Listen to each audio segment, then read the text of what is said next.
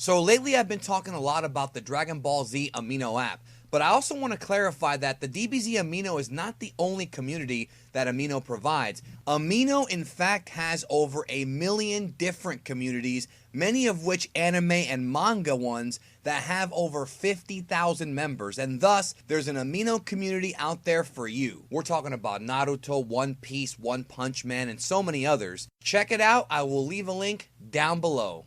So we are approaching the end of the Tournament of Power, and we've seen a lot of power from various characters, but have we seen them truly and really go to full power? I want to talk about suppression in Dragon Ball, what it means, what it is, where it started, and why the reality is that watching the majority of this tournament, people are not going all out, because remember, you're not allowed to kill. You get disqualified, and if they were allowed to kill, it would be a whole different story. So let's talk about suppression, not just in this tournament, but throughout Dragon Ball. Please welcome my guest at this time to discuss this with me, somebody who knows a lot about suppressing various different fluids.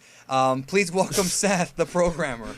Yo, what's up, everybody? I like how people say, like, we've never collabed. We did one collab before, but this is the second one. Yeah, it was like, is Dragon Ball too strong or something? We kind of talked about a few things. That was a pretty interesting video. Yeah, we always talk about, well, you're known for talking about strength and power and things like that. And so I think suppression is something, bro, that a lot of Dragon Ball fans forget. Because we're seeing shit like Jiren and Goku and Vegeta and Toppo.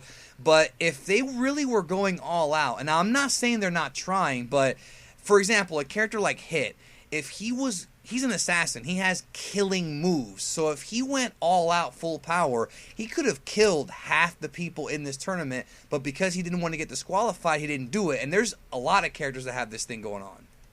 Yeah, I actually thought Hit was kind of treated unfairly because he's like one of the only people in the tournament that actually is just not allowed to go all out. Like, his life is dependent on him not going all out. It seems a little bit weird, but some characters are really forced to suppress themselves. And obviously in this community, we kind of have like this cognitive dissonance with like the idea of suppression. I don't know what it is that causes people to disregard the suppression though argument. I'm assuming it's because they've heard it so much that they become like numb to the idea.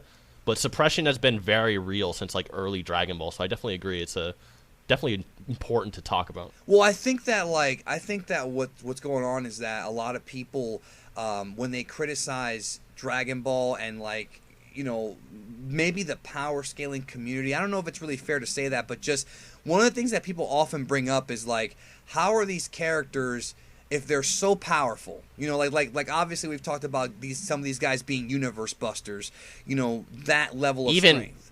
Even like if they can destroy a planet, like. Oh yeah, like we talked about it before we started recording. Like Master Roshi was able to destroy the moon in the first Dragon Ball tournament, so that means that hypothetically he could destroy multiple continents on Earth. Yeah, he could wipe out all of life on the planet in like one attack, just like in the first tournament. So you have to imagine like how badly these guys have to hold back whenever they're actually going all out versus each other. Well, that's what I'm saying. People are always saying stuff like, okay, how are they able to fight and keep it in this sort of small contained space without like destroying mountains every time they fight and just on accident even. And we've seen it happen on accident, and it's because of suppression. And you know, we talked about how with Roshi, like you said, you know, they had this fight with Goku, and they were obviously very aware of their surroundings, so they wouldn't accidentally kill somebody in the audience, which has actually been teased a few times in these tournaments. But moving forward, you know, in the 22nd Budokai, during Goku's fight with Ten Shinhan, he straight up, this is the first time the series ever addresses this, he says, I'm no longer using fighting power, I'm using max power. He actually says in the Japanese manga, he's going to go beyond suppression. And that was, I think, our first actual explanation that, yes, he is holding back because if he kills his opponent, he'll be disqualified.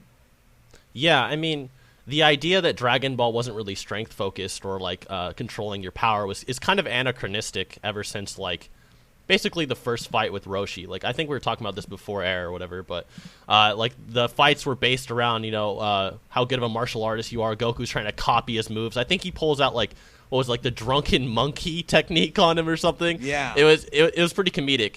And then they're breaking the panels on the manga and stuff like that. It was more like comedic and an adventure.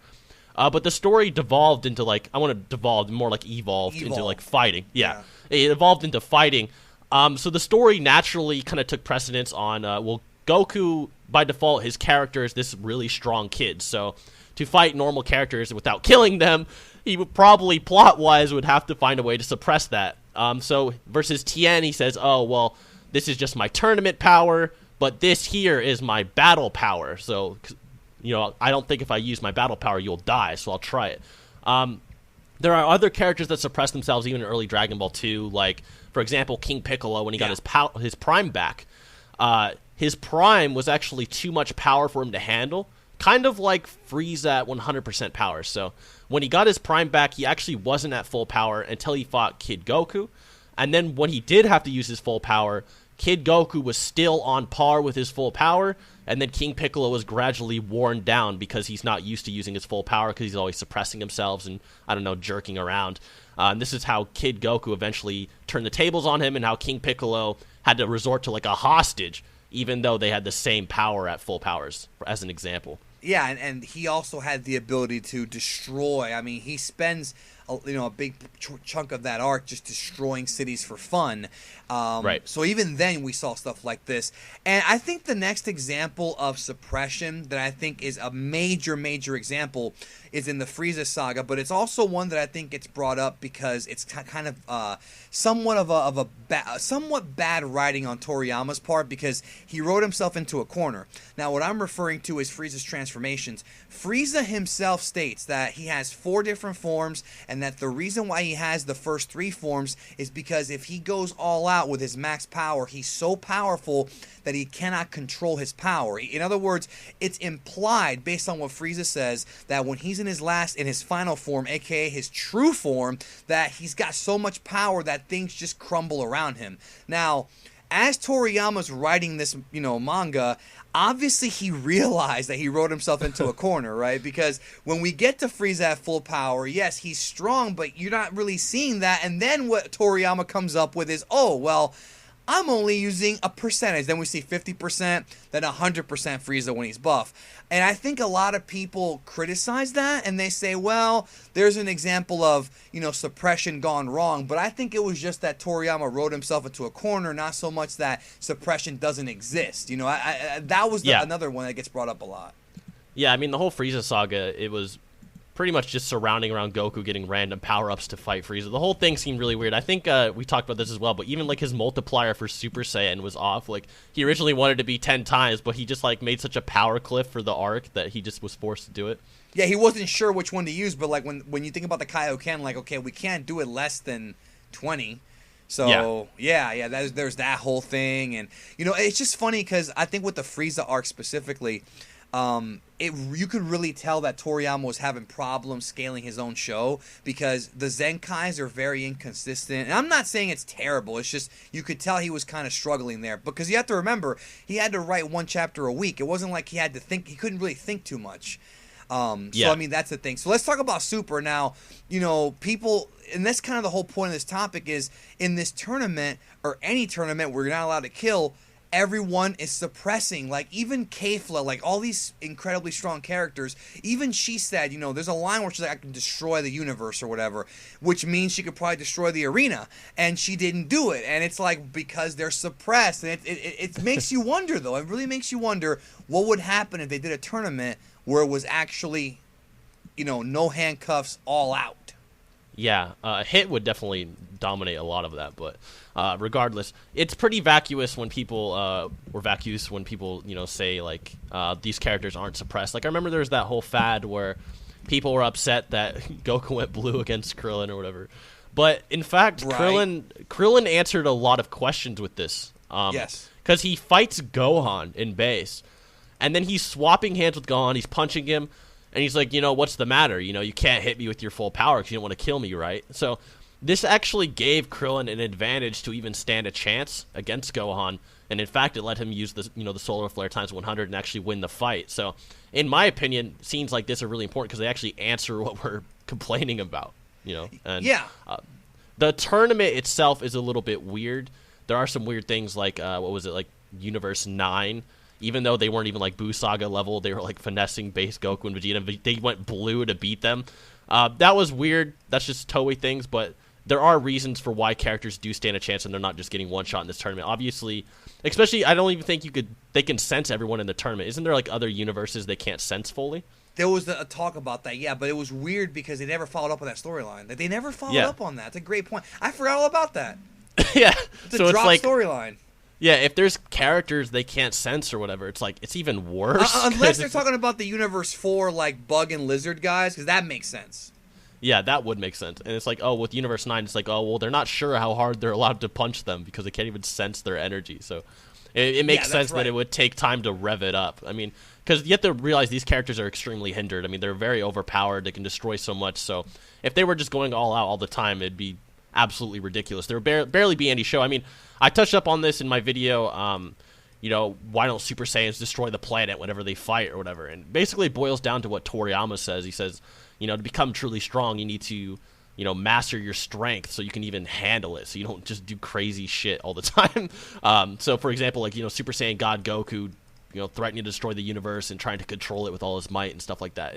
It's all just an example of ki control that people don't really seem to understand. Yeah, no, I agree. The only character that I think would have... I mean, by the way, I completely forgot about the Universe 9 thing, so thanks for reminding me on that, about them not being energized. But the only thing that's a little weird on that is...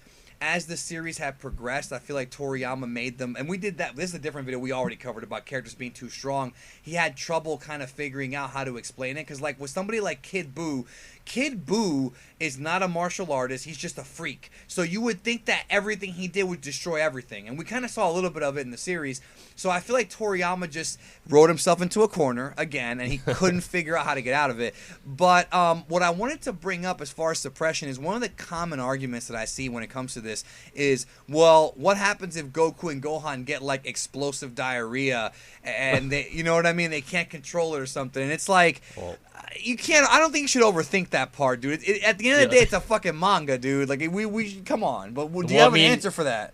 That's the whole same thing as like Superman sneezing, or you could even say like sexually, they wouldn't even be able to control that kind of thing. So unless they could control how their body functions with ki, it just seems weird to ask that question. But I mean, technically, they physically wouldn't be able to, but with ki, you know, if you want a cop-out answer. I think people bring up that one, remember that filler where Goku, like, smacks Chi-Chi in the back and she fucking goes through the building into a tree, and then where he keeps breaking they keep breaking, like, the Tupperware or whatever, not the China, they keep breaking the plates and whatnot. Like, you know, there's examples like that, but they're still suppressed because if they weren't, they'd be breaking the entire house down or even the entire, you know, mountain range. Yeah, you need to realize, like, these characters... I mean, like, here's a good one. So, for an example, like, Raccoon was so powerful that he was casually able to just blow away Gohan's Masenko. Like, that's right. And this guy, you know, by the guidebooks and all that, Gohan, by this point on Namek, after having his potential unlocked, should be able to destroy an entire planet. And Raccoon's just blowing it away.